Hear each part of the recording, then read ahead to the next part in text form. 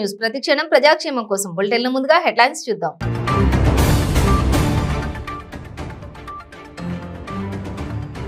కేంద్ర మాజీ మంత్రి శరత్ యాదవ్ కన్నుమూత.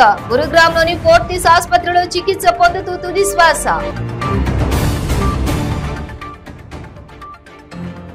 భద్రాద్రి కొత్తగూడెం జిల్లా కలెక్టరేట్ భవనాన్ని ప్రారంభించిన ముఖ్యమంత్రి కేసీఆర్. జర్నలిస్టులకు ఇళ్ల స్థలాలు ఇస్తామని ప్రకటన.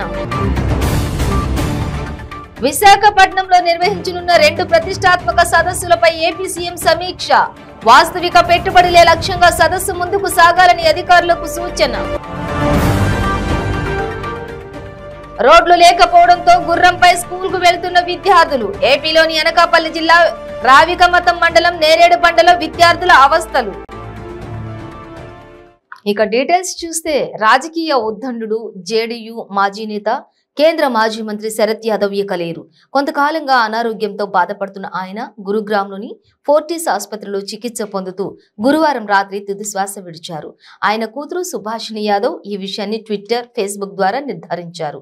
పాపా నహీ రహే, నాన్నగారు ఇక లేరు అంటూ ఆమె పోస్ట్ చేశారు. శరత్ యాదవ్ 7 సార్లు లోక్సభకు ఎన్నికయ్యారు. 3 సార్లు రాజ్యసభ సభ్యుడిగా సేవలందించారు.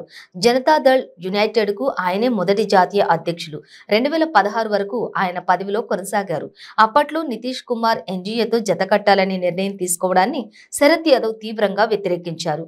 ఈ కారణంతో ఆయన జేడీయూ నుంచి బహిష్కృతులయ్యారు. 2016లో రాజ్యసభ సభ్యత్వంపై అనర్హత వేటు, జేడీయూ నుంచి బహిష్కరణ నేపథ్యంలో 2018లో ఎల్జేడీని స్థాపించారు.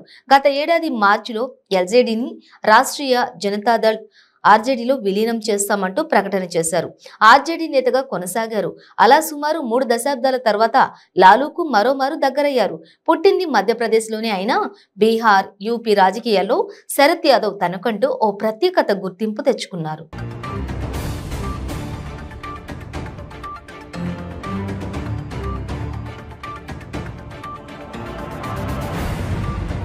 ముఖ్యమంత్రి కేసీఆర్ భద్రాద్రి కొత్తగూడెం జిల్లా కలెక్టరేట్ భవనాన్ని ప్రారంభించారు. సీఎం కేసీఆర్ మాట్లాడుతూ కలెక్టరేట్ నుండి చక్కని పరిపాలన అందుతుందని, తెలంగాణ ఉద్యమంలో తనను ఖమ్మం జైల్లో పెడితే మీరే నన్ను కాపాడారన్నారు. సంక్షేమ కార్యక్రమాలు నిరంతరం మీ బస్తీళ్లలో ప్రతిరోజు చూస్తూనే ఉన్నారని, కేసీఆర్ కిట్ గర్భిణీలకు తీసుకువచ్చామన్నారు. జర్నలిస్టులకు ఇళ్ల స్థలాలు ఇస్తామని, భద్రాద్రి గ్రామ పంచాయతీలకు 10 లక్షలు ఇస్తామని, మున్సిపాలిటీలకు 130 కోట్లు ఇస్తామని అన్నారు. రాష్ట్రంలో ఎక్కడ కూడా ఇంత ఎలివేషన్ లేనంత చక్కటి ప్రదేశంలో ఈ పరిపాలనా భవనాన్ని నిర్మింపజేసుకుని ఈరోజు నా చేతుల మీదుగా ప్రారంభింపజేసుకున్నందుకు యావత్తు భద్రాద్రి కొత్తగూడెం జిల్లా ప్రజలను, ప్రజాప్రతినిధులను, అధికారులను అందరినీ కూడా నేను హృదయపూర్వకంగా అభినందిస్తా ఉన్నా. ఇక్కడి నుంచి మంచి ప్రజా కార్యక్రమాలు జరిగి ఈ జిల్లా అన్ని రకాలుగా అభివృద్ధి చెందాలని, ప్రజలకు చాలా మేలు చేసేటువంటి ఒక పవిత్రమైన దేవాలయంలాగా ఈ కార్యాలయం పనిచేయాలని నేను మనస్ఫూర్తిగా కోరుకుంటూ ఉన్నా. కొత్తగూడానికి జిల్లా వచ్చింది, కలెక్టరేట్ వచ్చింది, మెడికల్ కాలేజీ వచ్చింది, కొత్తగూడెంలోనే భద్రాద్రి థర్మల్ పవర్ ప్లాంట్ వచ్చింది, ఇంకా చాలా చాలా వచ్చినాయి, చాలా వస్తాయి కూడా. కారణం ఏంటంటే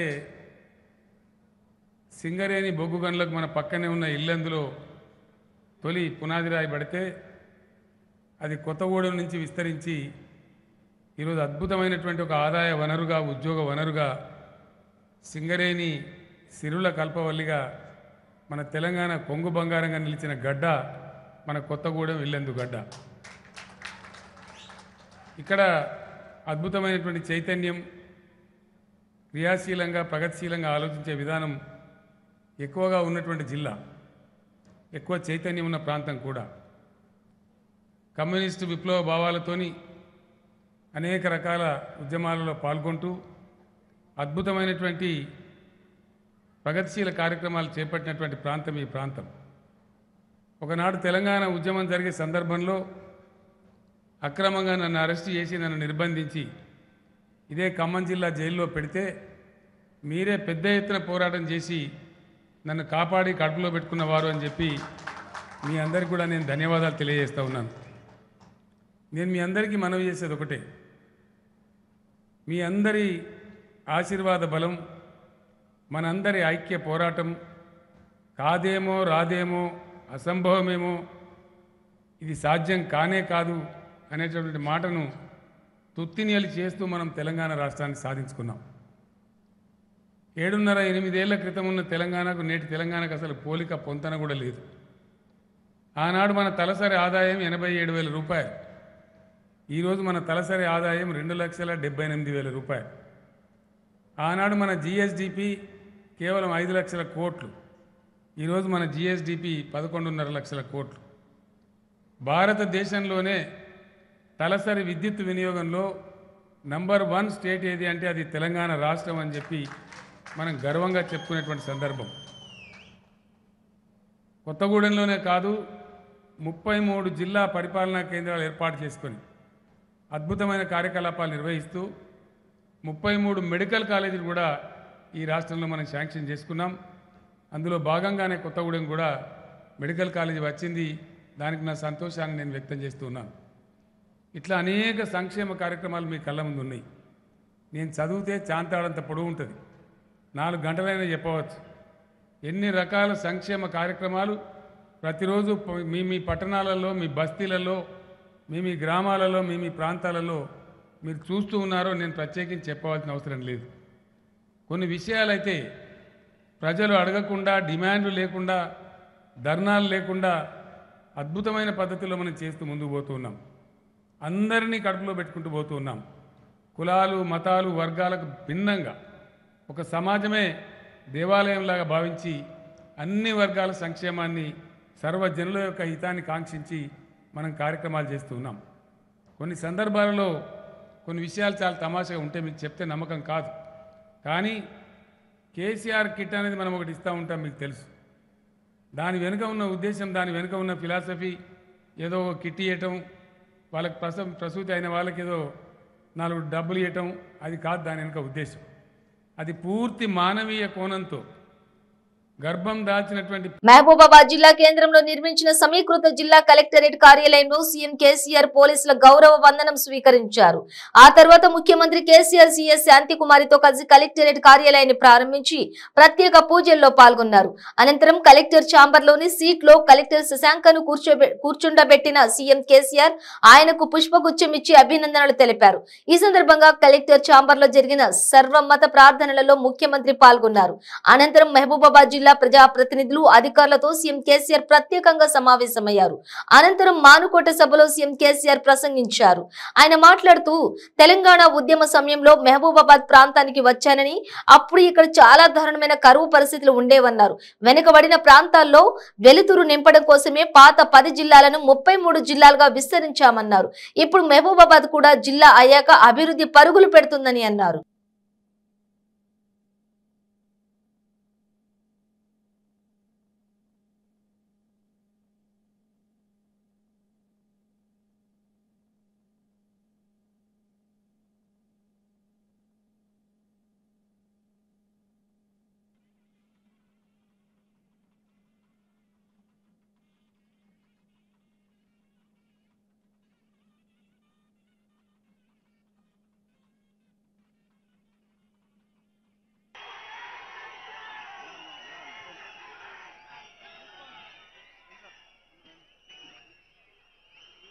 ఆవేదనలోంచి ఆలోచనలోంచి ఆవేశం, భావావేశంలోంచి ఆచరణకి నేను మహబూబ్ నగరే చెప్పిన, మీరే తప్పున్నారు.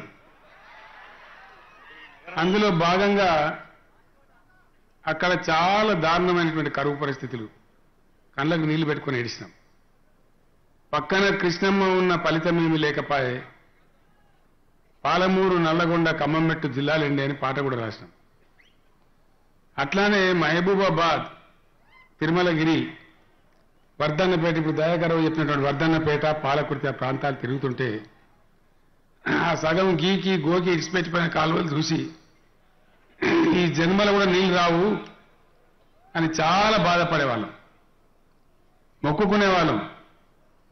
నేను మంచిర్యాల కానీ రామగుండం దగ్గర గోదావరి దాటుతుంటే, లేదా ఎప్పుడైనా మన మురుగు ప్రాంతానికి ఏటూరు నాగరం వస్తే అనేకమైన చిల్లర డబ్బులు వేసి దండం పెట్టేవాడిని.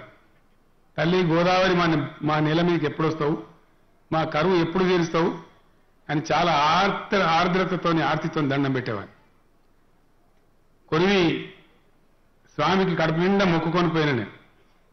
తెలంగాణ వస్తే నీకు మీసాలు చేయించి వచ్చి నేనే దండం పెట్టి సమర్పించుకుంటాను మొక్కి.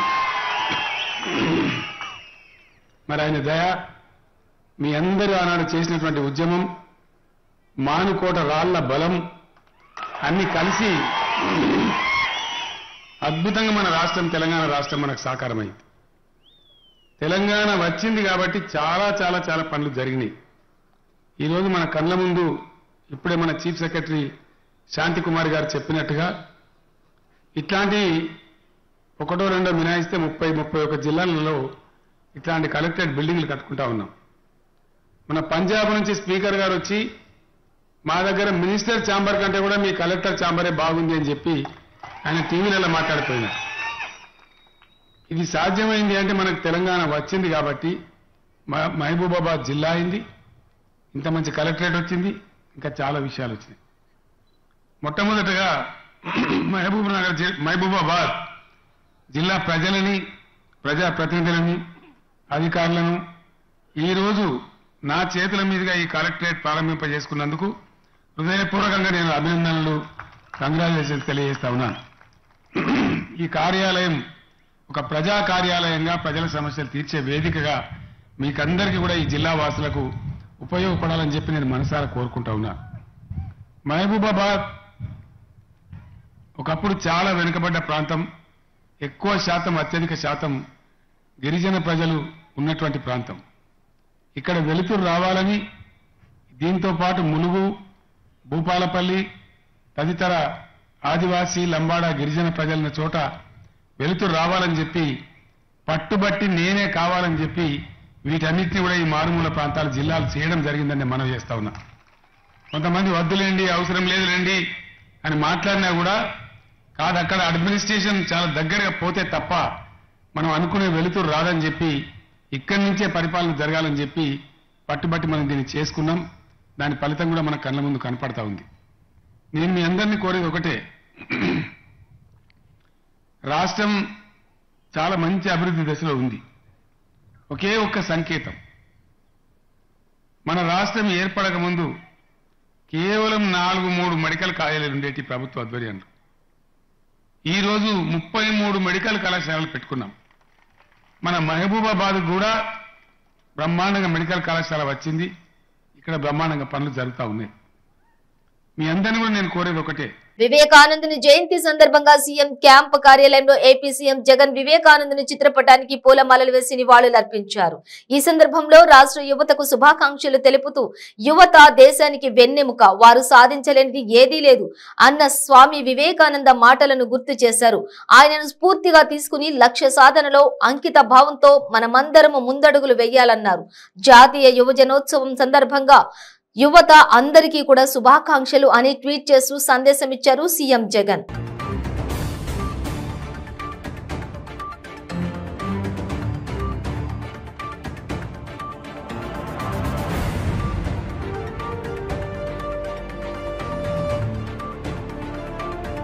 విశాఖపట్నంలో నిర్వహించనున్న 2 ప్రతిష్టాత్మక సదస్సులు G20 వర్కింగ్ గ్రూప్ సన్నాహక సమావేశం, గ్లోబల్ ఇన్వెస్ట్మెంట్ సమ్మిట్ 2023 ఏర్పాట్లపై క్యాంపు కార్యాలయంలో AP CM YS Jaganmohan Reddy సమీక్ష నిర్వహించారు. ఏపీ సీఎం మాట్లాడుతూ వాస్తవిక పెట్టుబడులే లక్ష్యంగా సదస్సు ముందుకు సాగాలన్నారు. రాష్ట్రంలో పెట్టుబడులకు ఉన్న అవకాశాలు, రాష్ట్రంలో ఉన్న అపార అవకాశాలను సమగ్రంగా వివరించేలా కార్యక్రమం రూపొందించాలని సూచించారు. కొత్త తరహా ఇంధనాల తయారీ సహా ప్రపంచవ్యాప్తంగా కొత్త తరహా ఉత్పత్తుల తయారీకి ఏపీ వేదిక కావాలని, దీనికి గ్లోబల్ ఇన్వెస్టర్స్ సదస్సు ఊతం ఇవ్వాలని అన్నారు.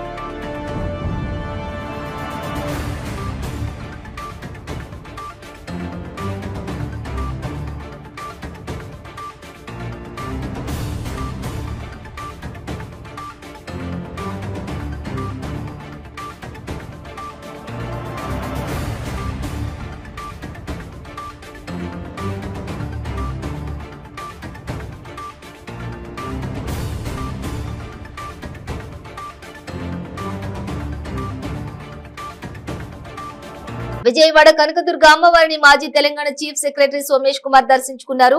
ఆలయ ఈవో బ్రహ్మరాంబ ఆలయ మర్యాదలతో స్వాగతం పలికి అమ్మవారి దర్శనం కల్పించారు. అనంతరం ఆయనకు వేద పండితులు వేదాశీర్వచనం చేయగా ఆలయ కార్యనిర్వహణాధికారి అమ్మవారి ప్రసాదంలో శేషవస్త్రం అందజేశారు. అమరావతి అనంతరం ఆయన సీఎం క్యాంపు కార్యాలయంలో ముఖ్యమంత్రి వైఎస్ జగన్ ను మర్యాదపూర్వకంగా కలిశారు. గవర్నమెంట్ ఆఫ్ ఇండియా నుండి ఏపీలో రిపోర్టు చేయమంటే వచ్చానని, ఏపీలో ఏ విధంగా ఉంటే ఆ విధంగా పనిచేయడానికి రెడీ అని అన్నారు. ప్రభుత్వ ఉద్యోగిగా ఏ బాధ్యత అప్పగించినా పనిచేస్తానని, హోదాతో పని లేకుండా పనిచేస్తానని అన్నారు.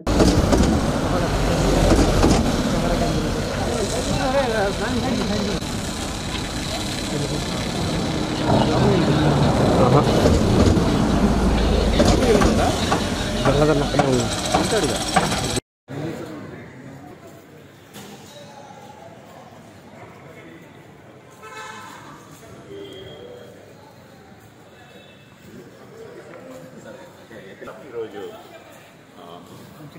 విజయవాడ వచ్చి చీఫ్ సెక్రటరీకి కలిసి జాయినింగ్ రిపోర్ట్ ఇస్తాం. దాని తర్వాత ఆనరబుల్ చీఫ్ మినిస్టర్ గారికి కూడా కలుస్తాం.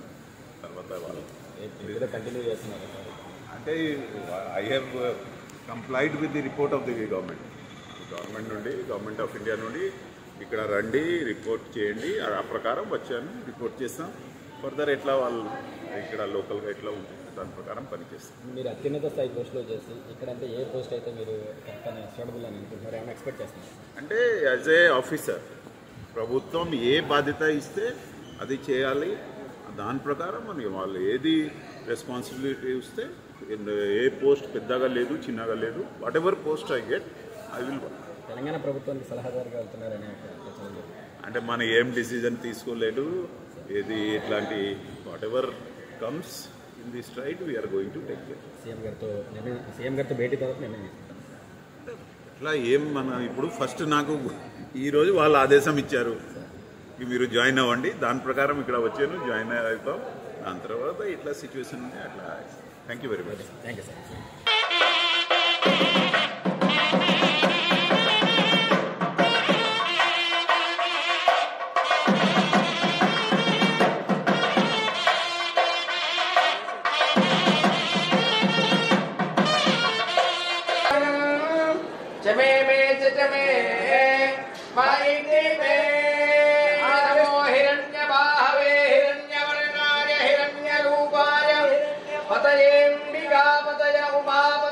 पशुपतये नमो नमः आयुष्मन्तं मध्यस्पन्दं अथोऽधिपतिं दिशाम् अस्याः पृथिव्याध्यक्षम् इममिन्द्रवृषभं आयुष्येन्द्रिये प्रतिष्ठति धनकनकवस्तुवाहन पुत्रपोत्पाद्य विच्छिन्नपुरप्रावाप्त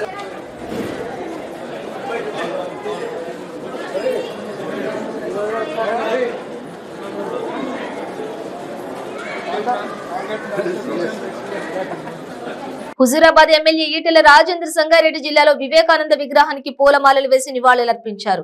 ఈటెల రాజేందర్ హైదరాబాద్ నుండి జహీరాబాద్ వైపు వెళ్తున్న క్రమంలో సంగారెడ్డి జిల్లా సదాశివపేట మండలంలోని పెద్దపూర్ గ్రామంలో వివేకానంద యూత్ ఆధ్వర్యంలో వివేకానంద 160వ జయంతి సందర్భంగా ఎమ్మెల్యే ఈటెల రాజేందర్ ఆయనకు పూలమాలలు వేసి నివాళులర్పించారు. తర్వాత ఆయన మాట్లాడుతూ వివేకానందుని ఎంతో గొప్ప మహనీయుడని, దేశానికి ఆదర్శవంతుడిగా నిలిచాడని అన్నారు. ఆయన మాటలు యువతకు ఎంతో ఆదర్శప్రాయంగా నిలిచాయని కొనియాడారు.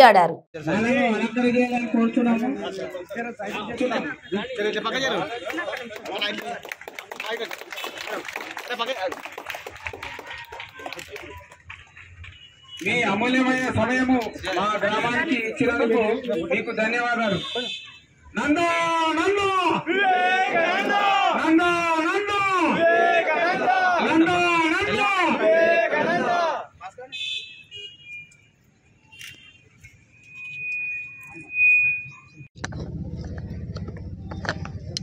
భరతమాత ముద్దుబిడ్డ వివేకానందుడి 160వ జన్మదినాన్ని ప్రపంచవ్యాప్తంగా జరుపుకుంటూ ఉన్నారు. ఈ దేశ ఔన్నత్యాన్ని, ఈ దేశ సంస్కృతిని, సాంప్రదాయాలని ప్రపంచవ్యాప్తంగా చాటి చెప్పినటువంటి బిడ్డ వివేకానందుడు.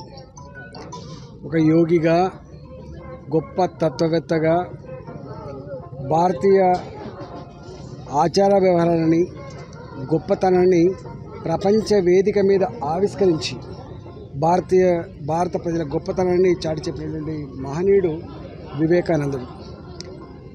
పరమహంస గారి శిష్యుడిగా తాను గొప్ప మఠాన్ని స్థాపించినటువంటి వ్యక్తి.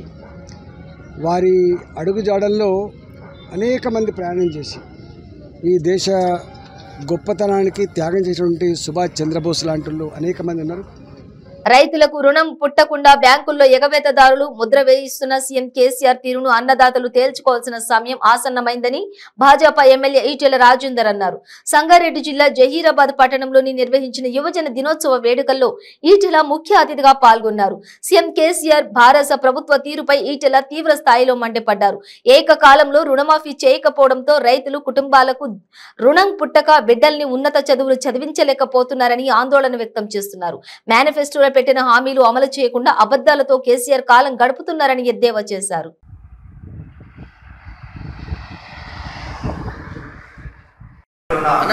రాజేంద్రన్న గారికి స్వాగతం సుస్వాగతం. రాజేంద్రన్న గారు మొదలు పూజా కార్యక్రమం నిర్వహించాలి కాబట్టి దయచేసి రాజేంద్రన్న గారిని ఇక్కడికి తీసుకెళ్తున్న కార్యకర్తల దగ్గర నిలబడతారు. ఐదవ తర్వాత వేదిక మీద కూర్చోవాల్సి ఉంటుంది. నేను పిలిచిన వాళ్ళు మాత్రమే వేదిక మీద కూర్చోవాలి.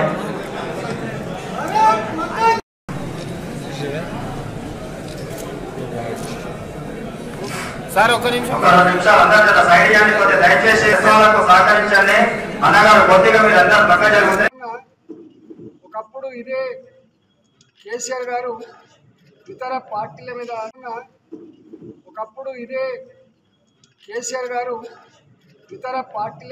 చాలా చీప్గా మాట్లాడుతూ ఎన్నికల సందర్భంగా మేనిఫెస్టో ఉంటుంది. మేనిఫెస్టో అంటే నాలుకకు తుడుచుకొని పడేసే చిత్తు కాగితం కాదని చెప్పారు కేసీఆర్ గారు.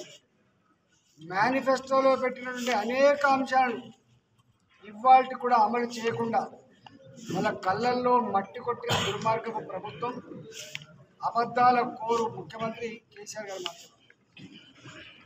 వ్యవసాయానికి రుణమాఫీ చేస్తా అని చెప్పినటువంటి ముఖ్యమంత్రి గారు ఇవాళ కూడా దాన్ని అమలు చేయకపోవడం వల్ల రైతులకు కొత్త రుణం దొరకలేదు. రైతుల పిల్లలు విదేశాలకు పోవాలన్నా, రైతుల పిల్లల పెళ్లిళ్ళు చేయాలన్నా, ఓ ఇల్లు కట్టుకోవాలన్నా, ఓ ప్రాపర్టీ ప్రయాణ సౌకర్యం లేక ఇప్పటికీ చాలా గ్రామాలు ఇబ్బంది పడుతున్నాయి. స్కూల్ లేదా హాస్పిటల్కు వెళ్లేందుకు రోడ్లు బస్సులు లేక ఇబ్బందులు పడుతున్నారు. కనీస మౌలిక సదుపాయాలు లేక తీవ్ర అవస్థలు పడుతున్నారు. ప్రజలకు అత్యవసరమైన సౌకర్యాలు కూడా గ్రామాల్లో ఉండటం లేదు. దేశానికి స్వాతంత్ర్యం వచ్చి 75 సంవత్సరాలు ముగిసినా కూడా ఇప్పటికీ చాలా గ్రామాలకు కరెంటు లేదా మౌలిక అవకాశాలు కూడా లేవు. తాజాగా స్కూల్ కు వెళ్లేందుకు బస్సు సౌకర్యం, రోడ్లు లేకపోవడంతో గుర్రంపై విద్యార్థులు స్కూల్ కు వెళ్తున్న ఫోటోలు సోషల్ మీడియాలో వైరల్ గా మారాయి. ఈ ఘటన ఏపీలోని అనకాపల్లి జిల్లా సబ్ ప్లాన్ ఏరియాలో జరిగింది. రావికమతం మండలం గిరిశిఖర గ్రామమైన నేరేడు బండకు చెందిన విద్యార్థులు గుర్రాలపై స్కూల్ కి వెళ్తున్నారు.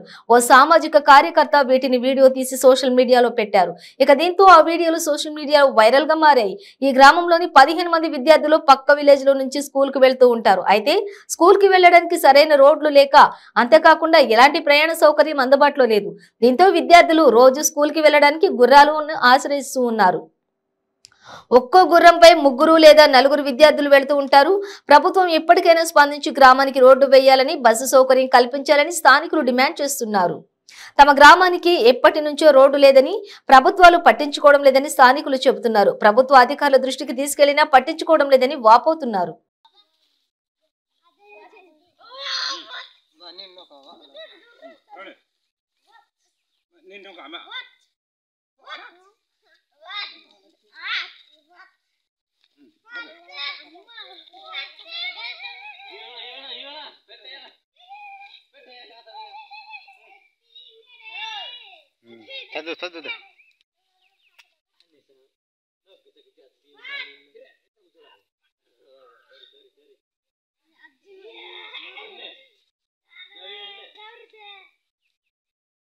ನಾನೇನತ್ತು ಸಿಹಿ ಮಾಟ್ರ ಬೇರೆ ಡಲ್ ಡಲ್ ಕೊಡ್ತಾ ಕಾಡ ಡಲ್ ಕೊಡ್ತಾ ಕಾಡ ಬಾರೆಲ್ಗೆ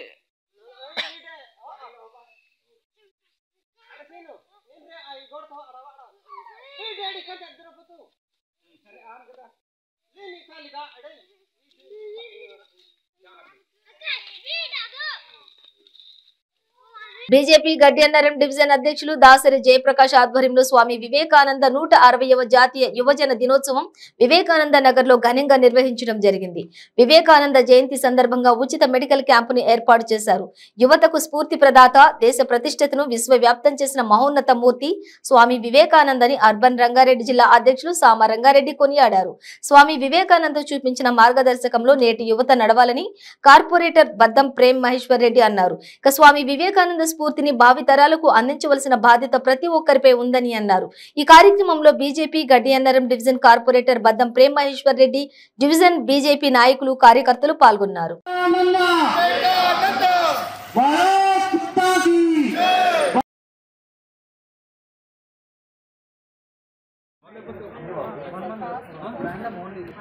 ఈరోజు సమాజంలో సమాజాన్ని మార్చగల శక్తియుక్తులు, సమాజాన్ని ముందు నడిపించే బాధ్యత యువత మీద ఉంటుంది.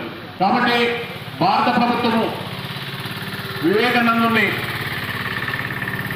ఆయన ప్రసంగాలను కానీ ఆయన వివేకానందుడు ఈ సమాజం కోసం, ఈ సమాజ భవిష్యత్తు కోసం ఈరోజు భారతదేశాన్ని ఒక హిందూ ధర్మం, ఈ ధర్మం కోసం మన సంస్కృతులను, మన వేదాలను, మన యోగ శాస్త్రాన్ని ప్రపంచానికి చాటి చెప్పిన వ్యక్తి.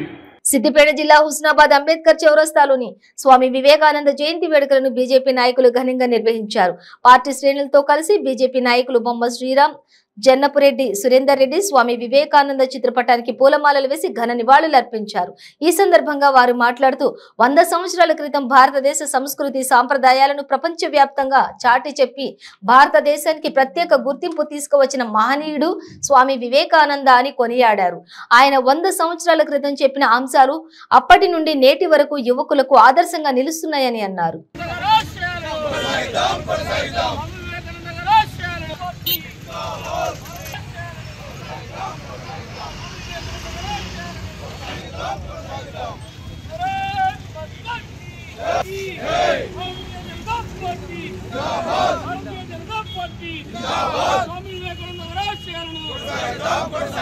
ఘనంగా నివాళులు అర్పించడం జరుగుతూ ఉన్నది. మరి ప్రత్యేకంగా ఇప్పుడున్న పరిస్థితుల్లో సమాజంలో ఉన్న రుగ్మతులను దృష్టిలో పెట్టుకొని మరి స్వామి వివేకానంద గారు 100 సంవత్సరాల క్రితం చెప్పిన అంశాలను ఇవ్వలే ప్రతి ఒక్క యువకునికి ఇది వర్తిస్తుందని చెప్పక తప్పదు. మరి పరిస్థితులకు అనుగుణంగా వారు అప్పుడు మాట్లాడినవి ఇవాళ కూడా మనకు చాలా విధంగా వర్తింపజేస్తుంది, యువకు తీర్చడం జరిగింది. ఎందుకంటే స్వామి వివేకానంద స్వామి ఎప్పుడు కూడా యువతకు ఆదర్శంగా నిలిచిన అనేది యుగానికి ఒకరు మాత్రమే ఇట్లాంటి వ్యక్తి పుడతారు అన్నది మనందరం గుర్తుంచుకోవాలి. ఇప్పుడు మనం ఎవరైతే ఆదర్శంగా తీసుకుంటున్న అబ్దుల్ కలాం గారు అనుకోండి, గంగాధర్ గారు తిలక్ అనుకోండి, లేకపోతే మహాత్మా గాంధీ గారు అనుకోండి, ఇంకా వీళ్ళందరూ మనం ఆదర్శంగా తీసుకుంటే వాళ్ళు ఆదర్శంగా తీసుకున్న ఏకైక వ్యక్తి స్వామి వివేకానంద గారు. అటువంటి మనిషి మన భారతదేశంలో పుట్టి మనకు ఆదర్శంగా ఉండడం అనేది చాలా సంతోషమైన విషయం. 160 సంవత్సరాల క్రితం యావత్ ప్రపంచం మొత్తం. బులెటిన్ ముగించే ముందు హెడ్లైన్స్ మరోసారి.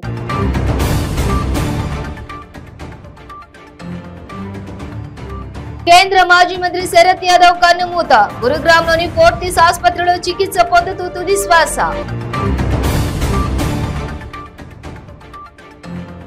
భద్రాద్రి కొత్తగూడెం జిల్లా కలెక్టరేట్ భవనాన్ని ప్రారంభించిన ముఖ్యమంత్రి కేసీఆర్, జర్నలిస్టులకు ఇళ్ల స్థలాలు ఇస్తామని ప్రకటన. విశాఖపట్నంలో నిర్వహించనున్న 2 ప్రతిష్టాత్మక సదస్సులపై ఏపీ సీఎం సమీక్ష, వాస్తవిక పెట్టుబడులే లక్ష్యంగా సదస్సు ముందుకు సాగాలని అధికారులకు సూచన. రోడ్లు లేకపోవడంతో గుర్రంపై స్కూల్కు వెళ్తున్న విద్యార్థులు, ఏపీలోని అనకాపల్లి జిల్లా రావికమతం మండలం నేరేడు బండలో విద్యార్థుల అవస్థలు. ఇవే బులెటిన్ డీటెయిల్స్. చూస్తూనే ఉండండి 95 న్యూస్.